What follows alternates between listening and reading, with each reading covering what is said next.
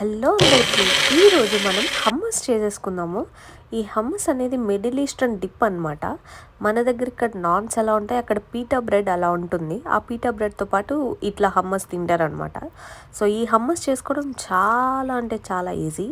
Boil చిక్ పీస్లో కొంచెం తహిని అంటే తహిని sesame seeds olive oil blend చేసిన సాస్ అనమాట.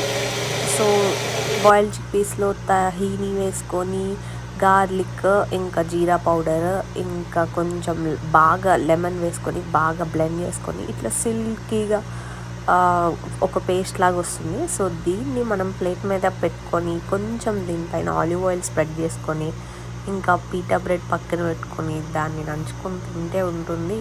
వావ్, అసలు గ్రేట్ టేస్ట్ అనమాట. ఇలాంటి డిష్ని అప్పుడప్పుడు ఒక్కసారైనా ట్రై చేయాలి. ఒకసారి ట్రై చేస్తే మళ్ళీ తింటారు మీరు.